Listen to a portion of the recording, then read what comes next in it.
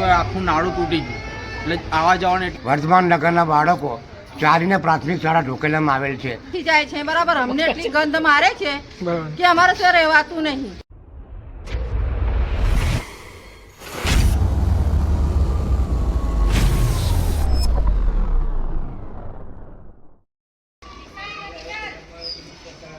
તમારે પુલ બનાવવા હોય તો બોલાવો બધાને તે ખાતે.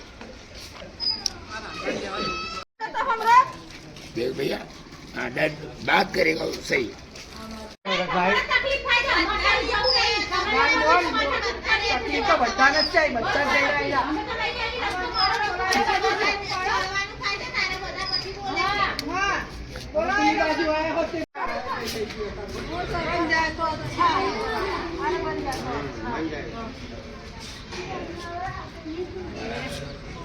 ત્રણ વર્ષથી અમને આ તકલીફ છે.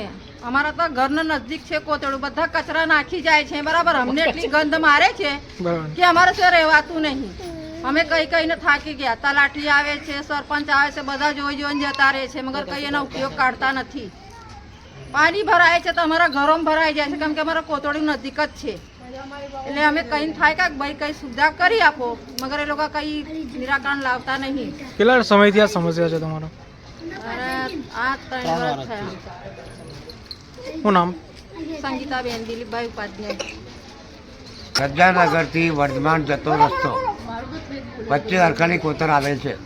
હરખાણી કોતરના 3 વર્ષ પહેલાં પૂર આવતા આ નારું સગી થઈ ગયું હતું, જેથી તંત્ર આવી અને નારાને તોડી અને સફાઈ કરી નાખ્યું. આજ દિન સુધી એ લોકોએ પગદંડી રસ્તો બનાવી નથી આપ્યો. અને આજે પબ્લિક એમના બાળકો વર્ધમાન નગરના બાળકો ચારીને પ્રાથમિક શાળા ઢોકેલામાં આવેલ છે. એ લોકો કોતરની ગટરના પાણીની અંદર થઈ અને બાળકો સ્કૂલમાં જાય છે, પણ તંત્ર નિષ્કાળજીથી કોઈ ધ્યાન દોરતું નથી. તંત્રને અમારે વહેલી તકે એવું જાણવાનું કહેવું છે કે વહેલી તકે પગદંડી પણ રસ્તો બનાવી આપે કે જે બાળકોને સુવિધા મળી રહે. 3 વર્ષ પહેલાં જે પૂર આવ્યો હતો અહીંયા ઢોકલિયા રજાનગરના ફળિયા વિસ્તારમાં, જે 3 વર્ષ પહેલાં જે પૂર આવ્યો હતો 2 વર્ષ પહેલાં, ત્યારથી અમને આ દિન સુધી એવી તકલીફ પડે છે કે આ જે બ્રિજ હતો, પગદંડી રસ્તો હતો, અહીંથી લોકો અવર જવર કરતા હતા, પ્લસ કે બાઇક કે કોઈ અમુક સાધનો બી આવતા જતા હતા.